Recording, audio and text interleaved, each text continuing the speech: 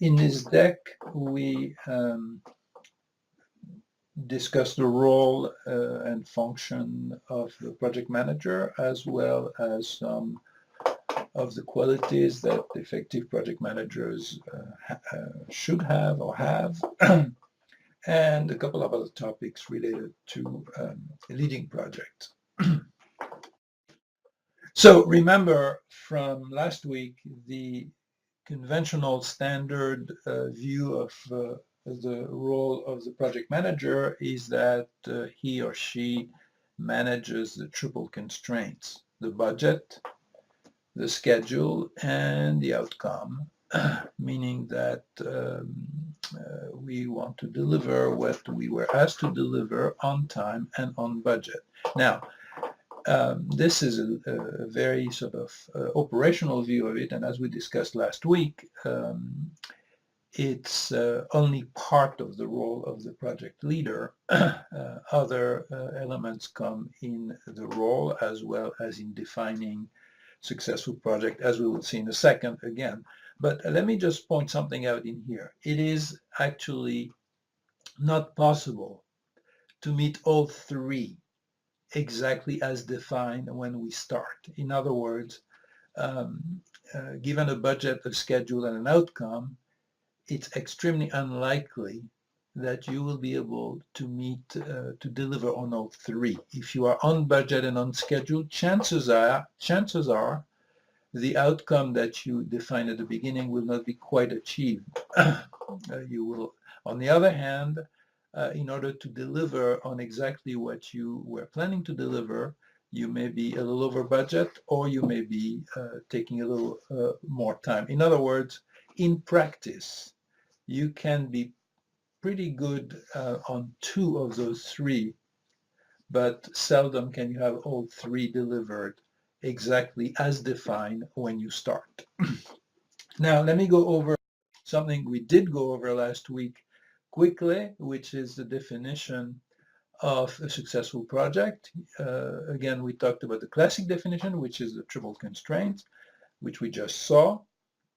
Then we have a more dynamic definition, which is that everybody afterwards agreed that it was a successful project. The problem with this dynamic definition is that sometimes we don't know until much later whether, in fact, we consider the project to have been a success.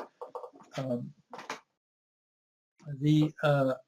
more sort of a more business-oriented definition is that the project delivered value aligned with the strategy of the organization.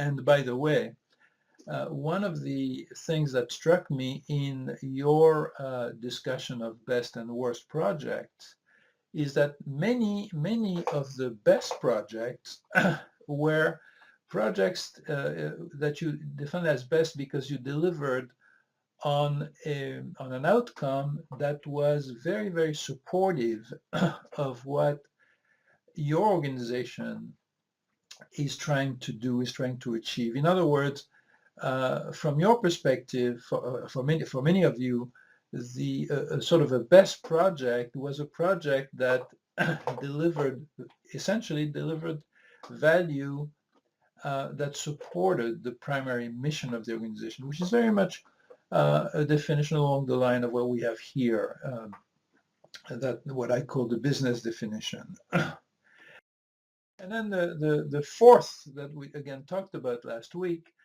it's here defined a little, it's a so-called diamond definition, and it's called the diamond definition because it was proposed in part, or it's inspired by a book on project management in which people, the authors, two Israeli researchers,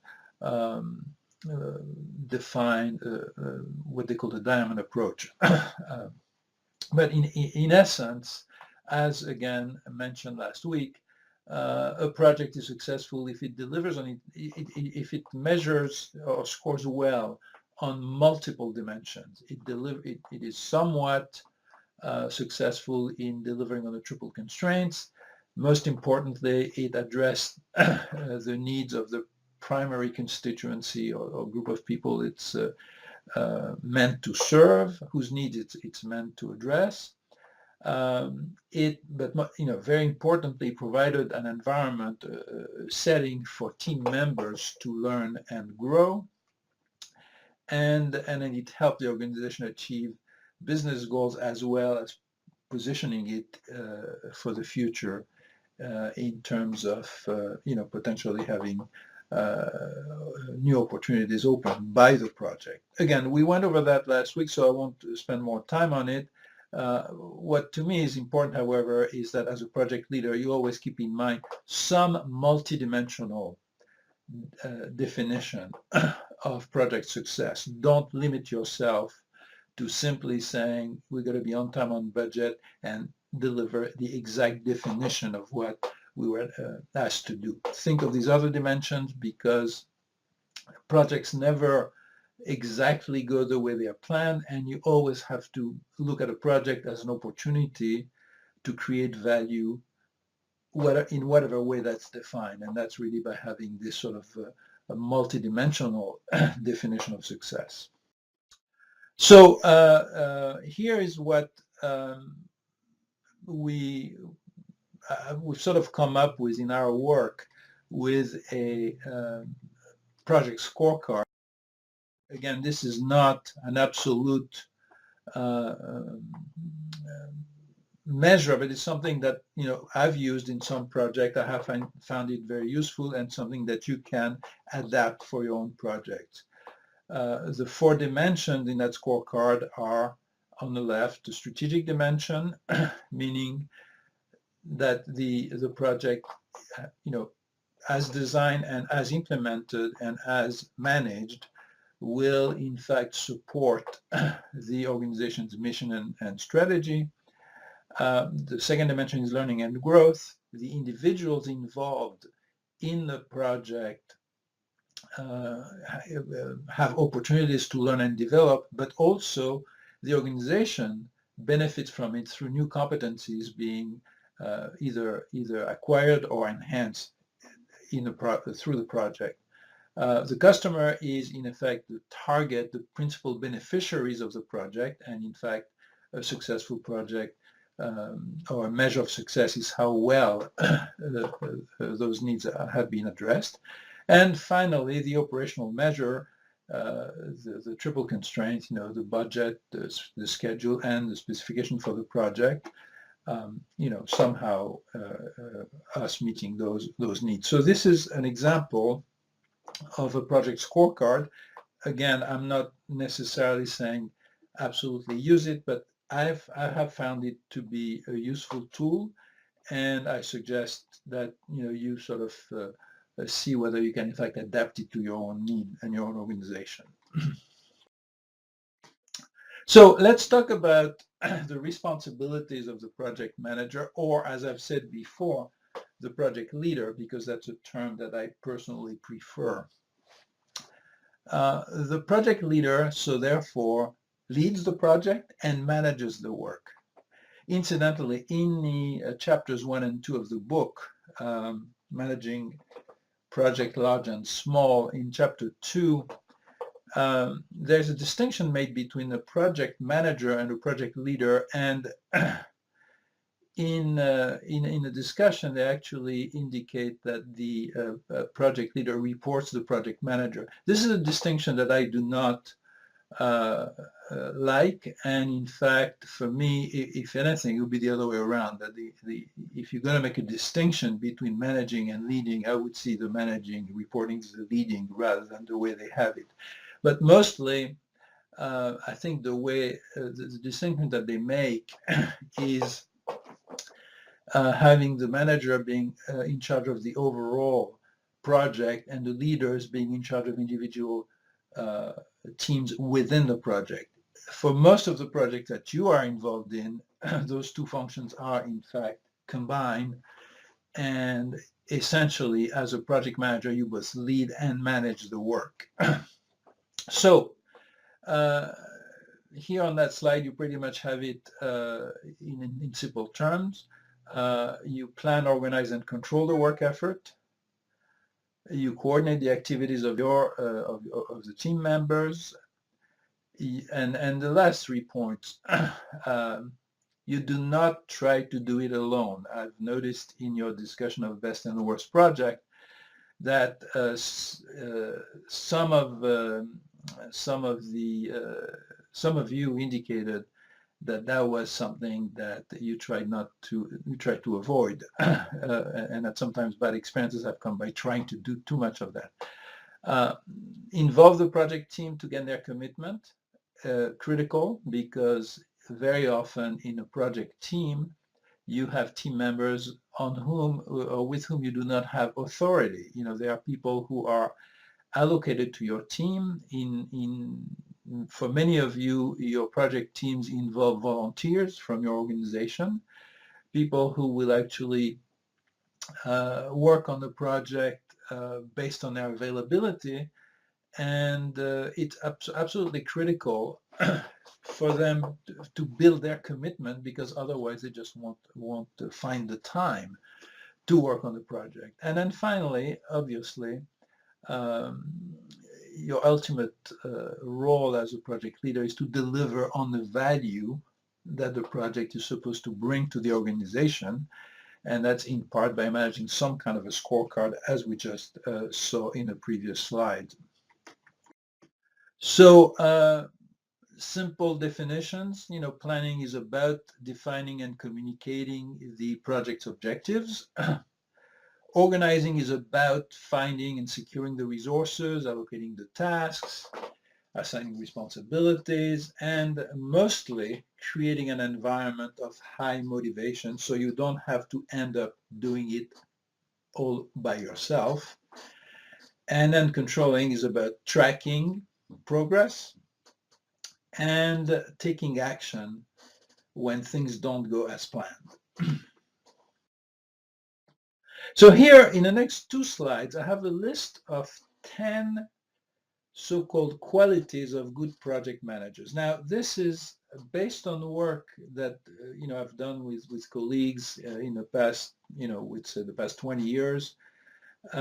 This is not sort of a scientifically defined list, but it's based on talking to experienced project managers, primarily in business organizations, in large organizations, companies like Johnson and Johnson, Dow Chemical, Xerox, Merck, Boeing, etc. I mean, these are companies we've worked with over the years, and one of the things that we've done is informally polling people in those organizations about, and these are organizations that run many projects, large-scale projects, and so polling managers to get their feel and their opinion as to what makes an effective project managers, and that's how we came up with that list of 10. They are listed here, those 10 qualities are listed here in no particular order. They just have the 10 that sort of seem to capture the essence of what we heard from those managers. So let me go over them in order. So we start with optimism, which is the ability to overcome adversity to get things accomplished. An optimist project leader can get more commitment from others because it's a yes we can perspective, the sort of the can-do philosophy, as opposed to my goodness, how am I going to do that? Risk-taking. And by the way, taking risk does not mean being reckless. It means understanding the downside and the upside, and then making a reasoned decision as to what to do given the potential upside and the potential downside of particular decisions. But effective project leaders do take risks. In other words, they try new things, understanding what the potential impact of both success and failure can be. Keeping words essential, it's an essential attribute, in my opinion, of project managers, because you essentially get people to help you both within a team and outside the team by generating commitments on their part. And in order for people to make commitments to you, they have to trust you. And that's what Keeping Word is all about. Taking responsibility.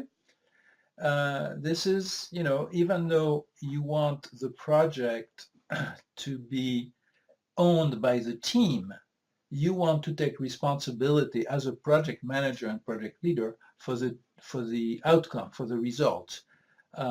This is very similar to a coach in sports. Good coaches always take responsibility for failures. If a team loses, they say it's on me. I did not prepare the players well enough. I did not put them in a position to win. So you take credit or responsibility for failures. You give the team credit for success. Persistence, pretty evident. It's self-explanatory. Don't let obstacles and challenges take you down. Vision.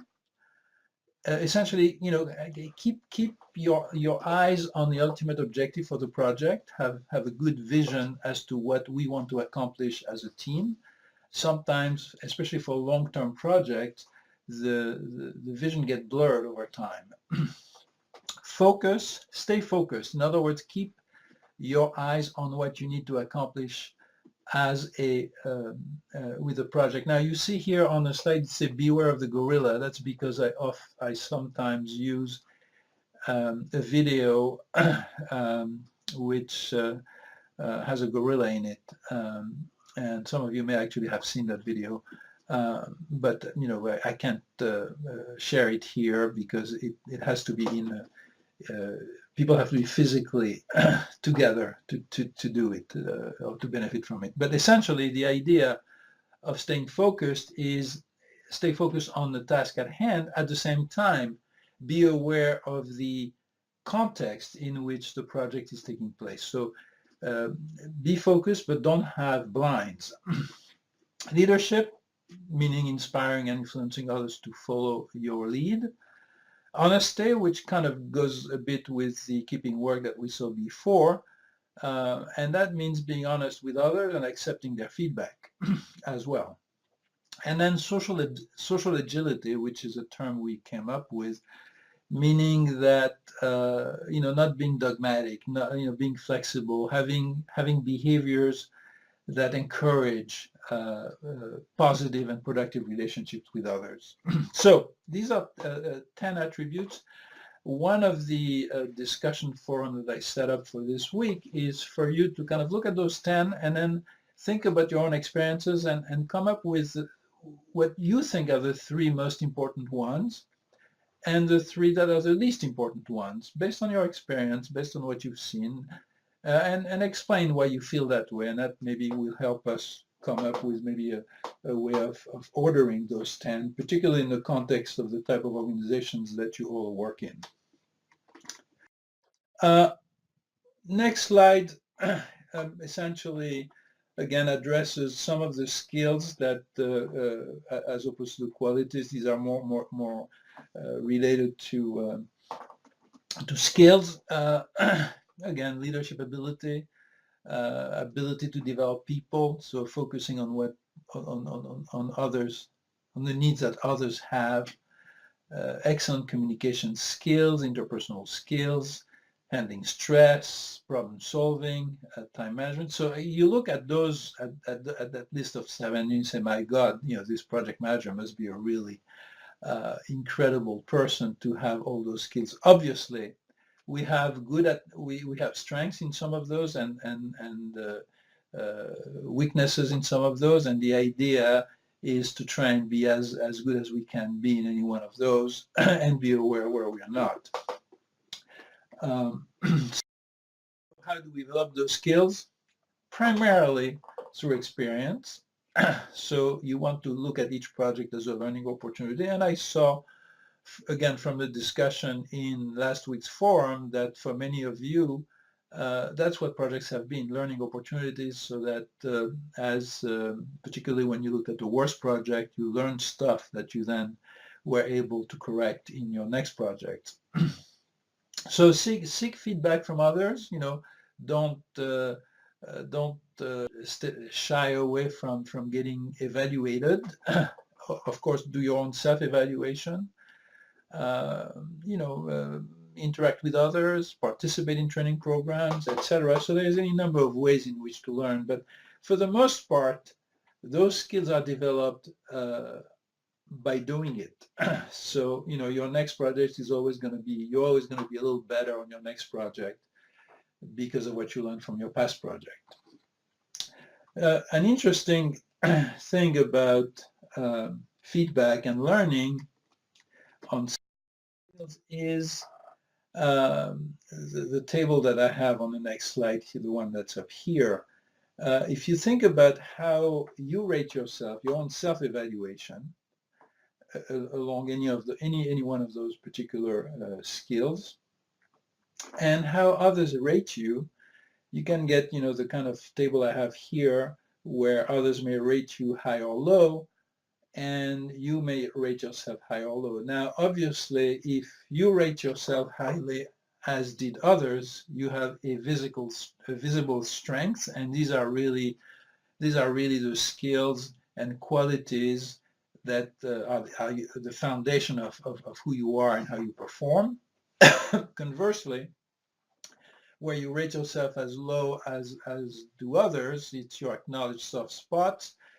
And we all know that that's where you're not very good. Some of us are not good with numbers, for example, and we know that. Some of us are good with financial matters, and we know that. So the visible strength and the acknowledged soft spots are things that we don't have real difficulty with. We rely on our strengths and we rely on others for our soft spots, and others know that we need help there and they are willing to help. What is interesting is the other two, where others rate you high and you rate yourself low. That's an unrealized strength, something that you actually may well be very good at, but for some reason either don't know or are shy about it or self-conscious or whatever, an unrealized strength. And conversely, things in which we think we are good and others don't, and that's a blind spot. Now, unrealized strengths, it's important to know what they are, because then that builds up your capabilities and your competencies. So as you discover them, then you want to work on them to sort of address why you are not using those strengths and overcome whatever it is that's holding you back. But the blind spots are something that you also need to work on, because it's something in which you think you're good, and in fact the rest of the world doesn't. So you want to figure out what is it that you do that get others to think that it's not good, and it could be, in the way you communicate, in the way you be, whatever it is. So it's very important to learn what those blind spots and unrealized strengths are, and to deal with them, because somehow these are two areas that lead you to underperform, either because you don't rely on things that you can do, which are the strengths, or because you do things that you shouldn't do, which are the blind spots. So again, in the discussion forum for this week, I'm asking you to kind of think about blind spot and unrealized strength, and talk to each other, to us and to each other, about what we may do about those.